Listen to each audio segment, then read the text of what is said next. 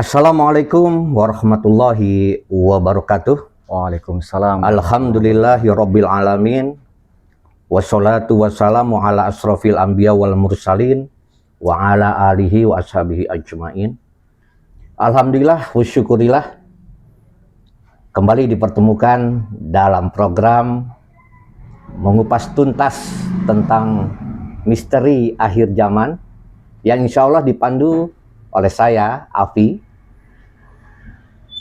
45 menit ke depan bersama Ustadz yang tidak asing lagi, yaitu Ustadz Dede ya, dari Kerawang. Jangan kemana-mana, kita tunggu apa yang nanti disampaikan oleh Ustadz Dede ini.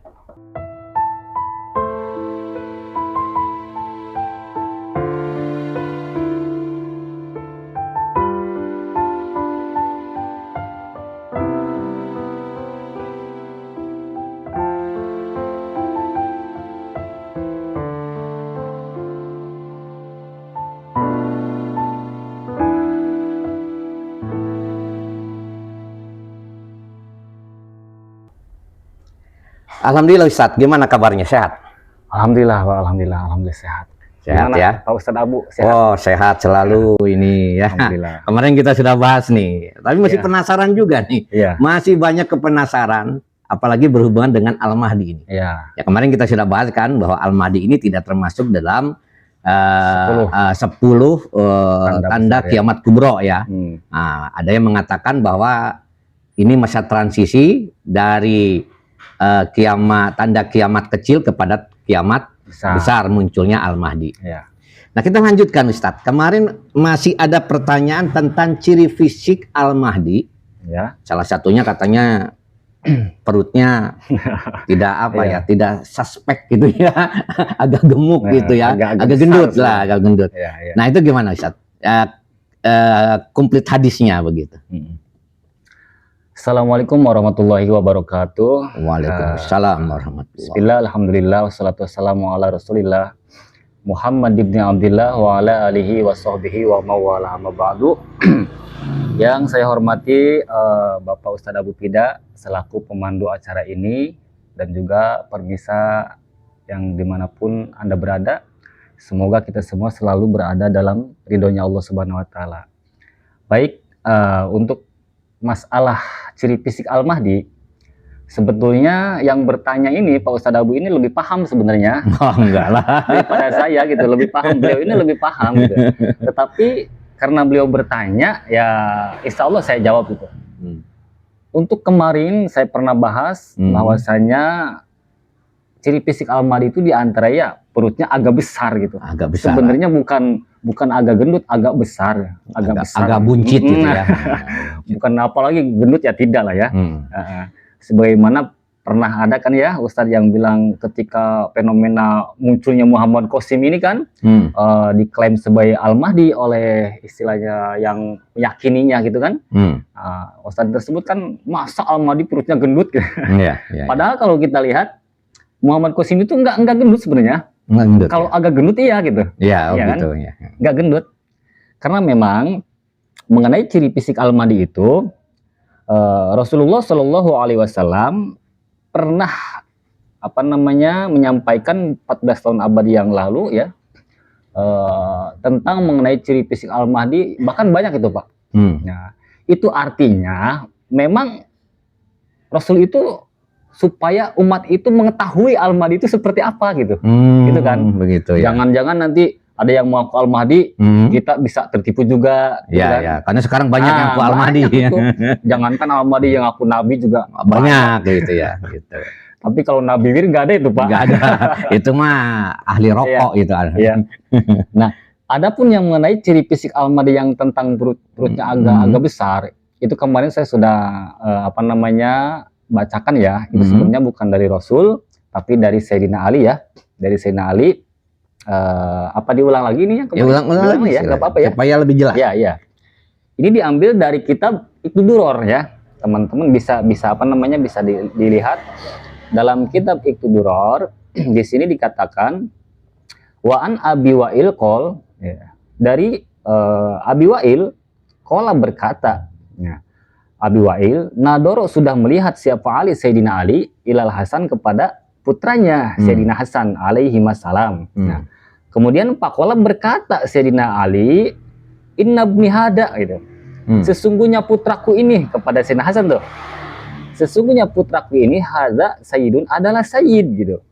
Kama sebagaimana sama sudah menamainya kepadanya siapa Rasulullah Shallallahu Alaihi Wasallam gitu. Kemudian saya khruju akan muncul min sulbihi keturunan daripadanya siapa rojulun seorang lelaki bismi nabiyukum dengan nama nabi kalian gitu. Ya. Yahruju yang akan muncul itu seorang lelaki itu ala hina goflatin pada waktu manusia itu banyak lupa, banyak lalai, tentunya lalai kepada Allah, kepada Rasulullah gitu kan, kepada agamanya sendiri gitu. Ya, dengan meninggalkan hukum-hukum Allah gitu ya. Seperti itu. Ya. Kemudian wa imatatil haq, munculnya itu ketika kebenaran itu selalu tersembunyi. Yang benar itu kadang-kadang bukan tersembunyi, disembunyikan malah. Disembunyikan. Ya. Tidak mau ditampakkan orang-orang itu karena takut tuh. Nah, gitu. Wa idharil jauri yang nampak malah kejahatan, kedoliman, pembantaian gitu kan, seperti yang terjadi sekarang di Sudan, Masya Allah luar biasa Pak ya. Iya betul. Sampai 2000 lebih itu yang meninggal ya, dibantai itu kan, yang apa namanya sudah nampaklah hal-hal seperti itu.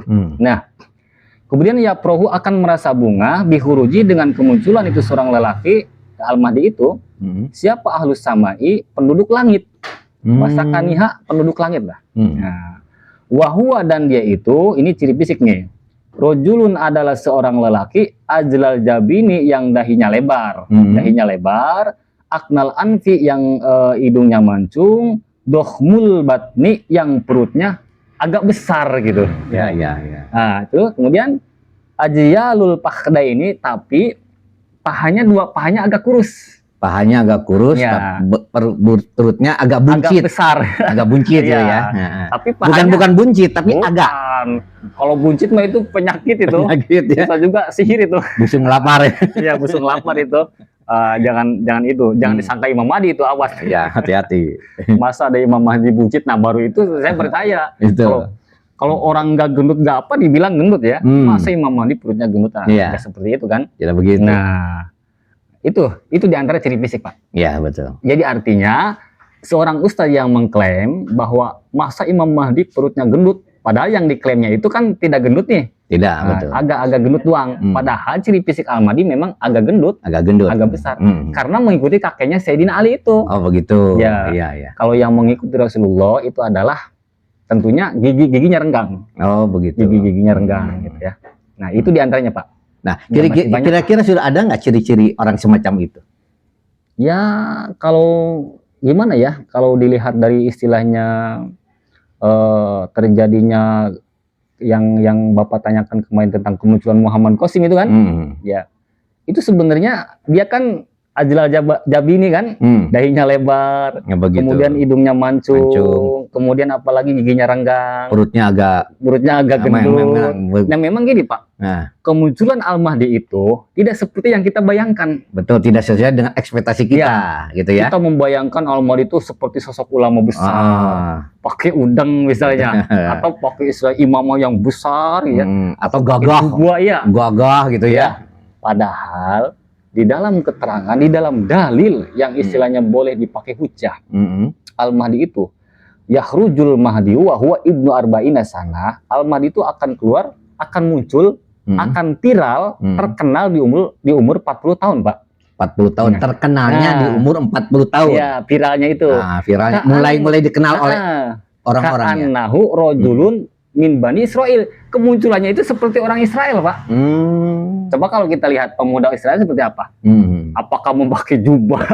Apa memakai udang gitu kan? Enggak ya. Kalau misalnya kita menggambarkan Al-Mahdi itu pakai udang, pakai imamah, pakai sorban, pakai tongkat, berarti Al-Mahdi seperti Wali Songo dong. Bukan seperti orang Israel dong. Bukan ya. Kan di dalam hadisnya pun kemunculannya seperti lelaki orang Israel gitu. Oh gitu. Gitu Pak. Itu diantaranya ya. Tanda kemunculan Al-Mahdi. Ya. Nah, selanjutnya Ustadz Dede. Ya. Bicara tentang silsilah nih. Ya. Silsilahnya dari Al-Mahdi ini, ya. gitu kan? Ada yang mengatakan bahwa silsilahnya itu ada keturunan Rasulullah, menunjukkan bahwa dia itu berasal dari Arab. Iya, iya. Nah, ya kalau kita menuju ke sana, sehingga banyak yang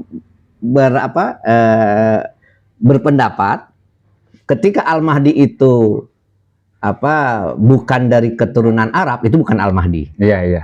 Nah, itu gimana menurut Ustadz Dede? Kalau untuk silsilah Imam Mahdi itu sendiri, ya jelas itu duriyah Nabi ya Pak ya. Iya, betul.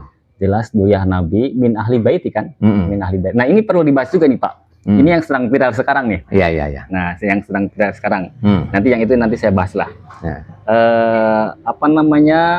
Ahlul bait ya. Yang jelas kan Al-Mahdi itu min ahlil baiti kata Nabi. Betul. Dari ahli baitku, berarti kan duriyah Nabi tuh. Nah, dan ini yang sedang viral juga karena ada dua hadis gini Pak. Ada dua hadis yang istilahnya keduanya itu kuat, sama-sama kuat. Tetapi kalau diteliti itu agak membingungkan gitu. Nah, ini saya bacakan nih yang pertama nih. Nah, Anna Rasulullah Shallallahu Alaihi Wasallam ini terkait tentang ahli bait nih Pak ya. Iya, terkait tentang ahli bait nantinya gitu. Nah, sesungguhnya Rasulullah Shallallahu Alaihi Wasallam qala bersabda, taraktu fikum amroini ma in tamassaktum bihima lang tadilu abada kitaballah wa sunnata rasulih. Kata Rasul, aku tinggalkan fikum di tengah-tengah kalian amroini dua perkara. Iya. Ma in tamasaktum, selagi kalian berpegang teguh bihima dengan perkara itu, dengan dua perkara itu, lantadilu abada, kalian tidak akan tersesat selamanya. Iya. Yang pertama, kitabullah adalah Al-Qur'an. Iya. Ya. Wa sunnata rasuli, dan yang kedua adalah sunnah rasulnya. Itu hadis yang pertama tuh. Iya, iya. Nah, tapi di sisi lain, di hadis yang lain, Rasulullah menyebutkannya gini. Ini tarikun fikum as-saqalain kitaballah wa itrati ahli baiti ma in tamasaktum bihima lang tadilu ba'di abada. Aku tinggalkan di tengah-tengah kalian dua perkara yang berharga. Apabila kalian berpegang kepada keduanya, kalian tidak akan tersesat setelah aku wafat gitu. Setelah ketiadaanku kalian tidak akan tersesat. Yang pertama kitabullah wa itrati, yang kedua adalah duriyahku ahlu baiti, yaitu ahli bait. Ahli bait. Nah, ini gimana nih menyikapinya? Ya, di hadis yang lain disuruh berpegangnya kan kepada Al-Quran dan hadis. Ya. Tapi di sisi yang lain kepada ahlul bait. Nah, berpegangnya kepada kitab Allah dan juga ahlul bait Nabi, bukan kepada hadis nabinya. Ya, betul. Nah, ini kan suatu yang luar biasa nih. Nah, seolah-olah kontradiktif ya. Iya, betul. Betul saya. Betul. Nah, terkadang hadis yang kedua ini yang berpeganglah kepada Al-Qur'an dan ahli baitku, ini dijadikan dalil, dijadikan penguat oleh orang-orang yang mengaku duriyah Nabi. Oh, itu para habaib itu. Seolah-olah ya pokoknya yang mengakulah. Nah, seolah-olah ini berpeganglah kepada aku. Gitu. Aku ini ahli bait gitu. Oh, gitu. Nah, jadi yang perlu kita tahu, ahli bait itu siapa? Betul. Kalau menurut para ulama nih, seperti Imam Syafi'i, madhab yang 4 lah, yang disebut ahlul bait itu kan termasuk duriyah Nabi. Ya, betul. Itu menurut ulama. Tapi ahlul bait Nabi yang disebut langsung oleh Nabi itu hanya 4, hanya 5 Pak. Oh, gitu. Hanya 5. Pertama Sayyidina Ali, ya. Kedua Siti Fatimah, betul. Ketiga Sayyidina Hasan, keempat Sayyidina Husain, dan yang kelima ini adalah Al-Mahdi. Itu langsung loh disebut oleh Nabi. Al-Mahdi itu min ahli baiti. Min ahlil baiti. Kan Al-Mahdi minna ahlal baiti. Al-Mahdi itu dari kami, ahlul bait kami. Saya rajulun min ahli baiti, itu hadisnya banyak itu. Al-Mahdi itu ahli bait Nabi. Betul. Maksudnya gini. Sebelum muncul Al-Mahdi, sebelum muncul nih, kita disuruh berpegang kepada Quran dan Sunnah Rasul yang termaktub tuh. Iya, betul. Yang tertulis diantaranya seperti yang sudah dikumpulkan oleh Imam Bukhari, Muslim diantaranya kan. Tapi setelah Al-Mahdi muncul, kita berpegangnya harus kepada Al-Quran dan Sunnah yang berjalannya, dan hadis yang berjalannya. Siapa Al-Mahdi itu? Ahlul bait Nabi itu. Yang dimaksud adalah Ahlul bait adalah yaitu Imam Mahdi. Nah, itu sudah disabdakan oleh Rasul. Karena kalau gini Pak, kalau itu Ahlul bait untuk umum semua, semua duriyah Nabi gitu kan. Gimana kalau duriyah Nabi itu sedang maksiat? Iya. Apa kita harus berpegang juga? Nah, betul. Dia kan betul. duriyah bukan nabi. Artinya kan tidak masum kan? Iya, iya. Nah, berarti yang dimaksud adalah Imam Mahdi. Karena yang 4 sudah tidak ada. Iya, iya. Sayyidina Ali sudah tidak ada. Siti Fatimah sudah tidak ada. Iya. Sayyidina Hasan tidak ada. Sayyidina Husain. Nah, tinggal satu yang disebut oleh Nabi Ahlul Baiti adalah Imam Mahdi. Imam Mahdi. Karena Imam Mahdi ya amalu pin nasi bisunnati nabiyihim. Al-Mahdi itu akan beramal sebagaimana sunnah Nabi gitu. Oh, begitu. Nah, artinya dua hadis ini saling mendukung kan? Sebelum Al-Mahdi muncul, kita disuruh berpegangnya kepada Quran dan kepada hadis Nabi yang termaktub. Ya, betul. Nah, setelah Al-Mahdi muncul, kita disuruhnya kepada berpegang kepada Quran dan hadis Nabi yang berjalannya, yaitu Al-Mahdinya. Karena kalau kita berpegangnya kepada Quran dan hadis terus nggak berpegang kepada Al-Mahdi, ya agama akan terus terpecah belah. Datangnya Al-Mahdi untuk menyatukan agama Islam. Betul, benar. Gitu, ya, Pak. ya. Jadi ini kan sebagai imam, sebagai khalifah. Iya. Ya, tempat pemutus segala perkara. Iya. Yang di mana terjadi perselisihan. Nah, betul. nah, jadi gini, Pak. Karena gini, betul. Kemunculan Al-Mahdi itu akan membatalkan pendapat madhab gitu. Oh, begitu. Iya. Iya. Al-Mahdi itu tidak terikat dengan golongan satu golongan, tidak. Tidak. Al-Mahdi itu bukan dari NU. Al-Mahdi itu bukan dari Muhammadiyah, bukan dari Salafi, bukan. Kalau Al-Mahdi dari Salafi berarti Al-Mahdi untuk orang Salafi dong. Betul. Kalau Al-Mahdi dari NU berarti Al-Mahdi untuk orang NU dong. Gitu kan? Tidak terikat dengan itu. Tidak terikat bangsa, tidak terikat golongan. Ya. Artinya Al-Mahdi justru akan mempersatukan seluruh golongan itu. Seluruh. Nah, kenapa kita harus berpegang kepada Al-Mahdi ketika Al-Mahdi muncul? Al-Quran dan kepada Al-Mahdi. Nah, karena kemunculan Al-Mahdi itu akan membatalkan semua pendapat madhab yang berdasarkan hasil ijtihad. Oh, begitu. Gitu, Pak. Iya. Itu ada loh dalilnya, Pak. Benar. Iya, ada dalilnya. Ada dalilnya. Boleh dibaca nih? Boleh, silakan. Supaya lebih jelas ini. Iya. Ini jadi menarik ini. Ya. Kata pengarang kitab, Pangduryahi, wahai saudaraku, lihatlah ilal aini kepada ain, kepada zat, kepada akar alati yang fi asfali sajaroti yang berada di bawah pohon. Lihatlah akar yang ada di bawah pohon, gitu kan? Wa ilal furu'i, dan lihatlah kepada cabang-cabangnya itu pohon.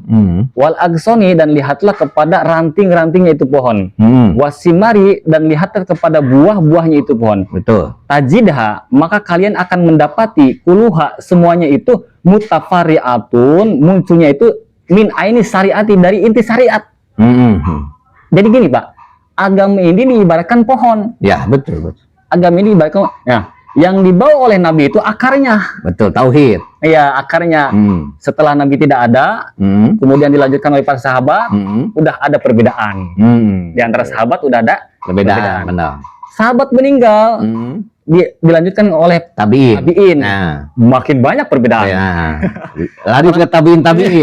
Makin banyak lagi. Sampai sekarang. Wah, maka di sini gini, bisa dikatakan, wal puru'ul kibaru, maka adapun cabang pohon yang besar-besar, misalu aqwalil a'immatil madahib, itu seperti ucapan-ucapannya imam-imam besar dari madhab.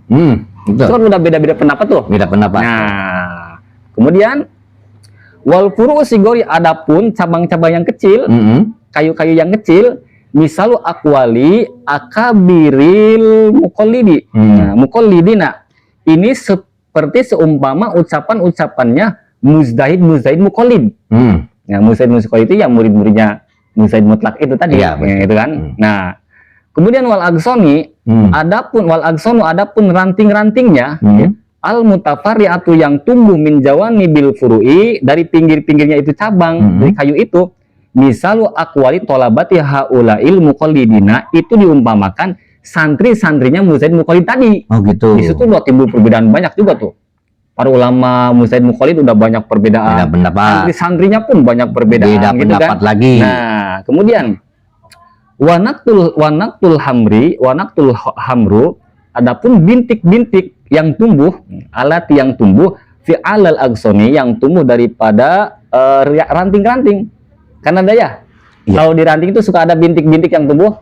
Kalau di pohon itu, nah, yang kecil-kecil itu, misalul masaili, itu seumpama masalah-masalah hukum. Wal furu'u sigoru, adapun cabang-cabang yang kecil, misalu aqwali akabiril muqallidina, itu diumpamakan ucapan-ucapan ulama-ulama kafir akabir dari muqallid. Artinya mujtahid muqallid ya. Nah, yang mengikuti mujtahid mutlak itu tadi. Nah, kemudian wal agsonu, adapun ranting-ranting al mutafarri'atu yang tumbuh itu ranting min jawani bil furu'i, daripada pinggir-pinggirnya itu kayu. Iya. Tumbuh ranting-ranting lagi tuh. Misalu aqwali thalabati haula ilmu muqallidin, itu diumpamakan santri-santrinya mujtahid muqallid itu. Nah, itu kan udah banyak lagi perbedaan tuh. Ya, banyak lagi perbedaan lagi. Sudah banyak lagi perbedaan. Santrinya berbeda lagi. Nanti di bawah santrinya lagi punya murid beda lagi. Ya, wanak tul hamru, dan adapun bintik-bintik yang merah yang kecil-kecil, alati yang tumbuh di alal agsoni, yang tumbuh daripada atasnya itu ranting-ranting, kan suka ada bintik-bintik Pak ya, yang merah-merah yang kecil-kecil. Nah, itu kan.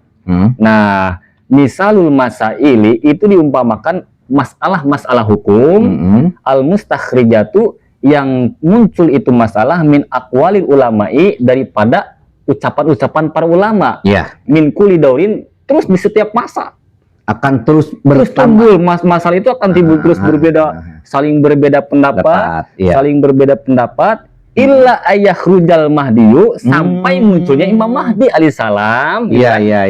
Nah, sampai munculnya Imam Mahdi alaihissalam, payubtilu fi asrihi at-taqayyuda bil amali bi qauli man qablahu minal madzahib, maka kemunculan al-Mahdi itu akan membatalkan pendapat-pendapat madhab yang berdasarkan hasil ijtihad mereka. Yang banyak begitu. Iya, makanya Al-Mahdi tidak terikat satu golongan. Betul. Makanya kata Nabi, setelah Al-Mahdi muncul, yang harus dipegang itu Quran dan ahli baitku, yaitu Al-Mahdi. Oh, bukan ahli bait, bukan ahli bait durian Nabi, enggak, semua enggak. Gitu. Jadi kalau saya ambil tuh ya, ambil kesimpulan hadis yang pertama dengan hadis yang kedua. Yang hadis pertama menunjukkan berpegang kepada sunnah Al-Quran dan sunnahku.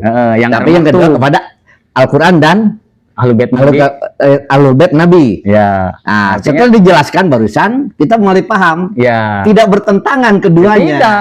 Karena Al-Mahdi juga melaksanakan sunnah Al-Quran dan sunnah Nabi, yang dimana banyak pertentangan-pertentangan yang nanti akan disatukan. Nah, itu Pak. Jadi hadis itu kadang-kadang dijadikan dalil pegangan oleh orang-orang yang mengaku durian Nabi kan. Buktilah saya, itu kata Nabi, saya ini durian Nabi kan. Berarti Ahlul Bait Nabi. Memang betul menurut para ulama nih ya, ulama mutaqaddimin, Imam Syafi'i, Imam Hambali, bahwasanya durian Nabi itu semuanya adalah Ahlul Bait Nabi. Tetapi yang disebut oleh Nabi Ahlul Bait langsung hanya 5. Oh gitu. Hanya 5. Sayyidina Ali, Siti Fatimah, Hasan, Husain, yang terakhir Al-Mahdi. Yang 4 sudah tidak ada, tinggal yang 1 adalah Al-Mahdi. Al-Mahdi ini. Nah, yang disuruh kita berpegang itu kepada Ahlul Bait yang namanya Al-Mahdi sebenarnya. Karena Al-Mahdi itu ya'malu fin nasi bi sunnati nabihim, akan beramal di tengah-tengah umat manusia dengan sunnah Nabi. Dengan sunnah Nabi. Artinya hadis Nabi yang berjalan lah. Betul. Kalau pertama kan hadis Nabi yang termaktub tuh. Seperti kita berpegang kepada Bukhari Muslim, gitu kan, hadis-hadis sahihnya kan, kepada Ibnu Majah, kepada Sunan Abu Daud gitu. Sebagaimana gini, ada pernyataan semacam ketika ditanya bagaimana akhlak Rasulullah. Akhlak Rasulullah Quran yang berjalan. Jadi nanti seperti itu Pak, semacam itu. Sunnah Nabi yang berjalan itu. Oke, Ustaz Dede. Selanjutnya saya ingin tanyakan tuh tentang silsilahnya ini. Karena sekarang yang mengaku zuriat Nabi itu, itu modalnya muka-muka Arab gitu, sehingga dipercaya oleh banyak orang. Nah, bagaimana ketika sosok Al-Mahdi ini, apakah sama dia berasal dari Arab atau bukan? Nanti kalau berasalnya, kalau duriannya ya jelas dari Arab. Kan Nabi orang Arab. Tapi kemunculannya bukan dari Arab. Nah, itu masalahnya. Durian Nabinya ya memang durian Nabi dari Arab. Kan. Maka dikatakan Imam Mahdi itu keturunan durian Nabi dari jalur Sayyidina Hasan dan Husain, Pak. Dari Hasan dan Husain. Bukan hanya kepada Sayyidina Husain, bukan. Bukan. Kan ada hadis sih. Kalau kita mengkaji hadis-hadis tentang Al-Mahdi, kita akan menemukan bahwa Al-Mahdi itu min duriyati Hasan. Di sini hadis lain bahwa Al-Mahdi itu min duriyati Husain. Ini mana yang benar? Semuanya benar. Karena gini. Di dalam satu hadis Rasulullah Shallallahu Alaihi Wasallam berkata kepada Siti Fatimah, putrinya kan, waladhi bahasani bil hakim nabiyan, waladhi demi dat bahasa yang sudah mengutusku, gitu kan, bil hakim dengan sebenarnya nabiyan menjadi nabi. Inna minhum sesungguhnya daripada Hasan Husain, yakni Hasan Husain, Mahdi hadil ummah akan lahir Imam Mahdi untuk umat. Jadi kan kanjeng Nabi menyebutnya Hasan Husain, daripada ini Hasan Husain ya, betul. akan muncul Imam Mahdi untuk umat gitu Pak. Ya. Nah, kata Ibnu Hajar Al-Haytami, nah Ibnu Hajar sendiri adalah muzaitariyah dari Ashab Syafi'i ya, mengatakan al-hadisul imkani hamluhu ala annahu min majmu'ihima au anna abawahu Husainin wa ummuhu hasaniyatin wa ummuhu hasaniyatun. Ya. Au anna abahu Husain atau sesungguhnya bapaknya itu daripada Al-Mahdi itu keturunannya itu daripada Husain gitu. Wa ummu dan adapun ibunya itu hasaniyatun daripada Sayyidina Hasan. Jadi keduanya Alma itu yang jelas durian Nabi min Bani Hasan wal Husain. Gitu Pak. Bukan dari jalur Sayyidina Husain, bukan juga jalur dari Sayyidina Hasan doang gitu. Jadi gitu. Keduanya lah gitu. Keduanya. Ya berarti keturunannya Arab, cuman tidak berasal dari orang Arab, dari Jazirah Arab lah ya. Berarti di luar Jazirah Arab. Iya, karena gini Pak. Ya. Memang ada hadis yang menyebutkan Al-Mahdi mauliduhu bil Madinah. Al-Mahdi itu lahirnya itu di Madinah. Nah, ternyata kalau di kitab Ibnu Duro itu hadis maudhu gitu. Hadis maudhu itu tidak bisa dipercaya gitu. Ya, tidak bisa dipercayalah kalau hadis maudhu itu. Nah, adapun mengenai saya pernah bilang bahwasanya Al-Mahdi itu bukan orang Arab kan? Nah, sebagaimana yang pernah Ibnu Katsir sampaikan bahwa Al-Mahdi itu akan munculnya di negara timur. Di negara timur kan? Ya, di negara timur. Nah, kalau Madinah kan bukan negara, Pak. Bukan. Ini. Di sini saya ambil satu hadis. An Abi Mas'ud radhiyallahu anhu qala bersabda siapa Rasulullah sallallahu alaihi wasallam, la tadhabu aulatan qadi ad-dunya hatta yamlikal aroba rajulun min ahli baitina. Ini ahli bait lagi nih. Al-Mahdi itu memang disebutnya ahli bait. Oh, begitu. Iya. Kalau yang lain tuh seperti Muhammad Bakir.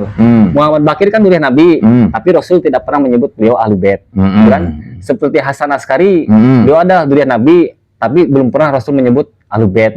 Yang disebut oleh Rasul ahli bait hanya 5. Hanya 5 orang saja yang orang saja, betul. Nah, di sini alam dunia ini tidak akan berakhir hatta yang melikal aroba sehingga akan menguasai ya al-aroba kepada bangsa Arab. Siapa rojulun seorang lelaki kan min ahli baiti dari ahlu baitku yuwatiu ismuhu ismi yang namanya serupa dengan namaku. Nah, di dalam hadis ini sudah kita pahami kalau Al-Mahdi itu orang Arab. Ini kan untuk Al-Mahdi nih. Iya, betul. Kalau Al-Mahdi itu untuk orang maksudnya gini, Pak. Kalau ini kan rojulnya bahasanya rojul. Tidak memakai Al-Mahdi kan bahasanya rojul. Kalau si rojul itu orang Arab, seharusnya dari dulu alam dunia sudah hancur.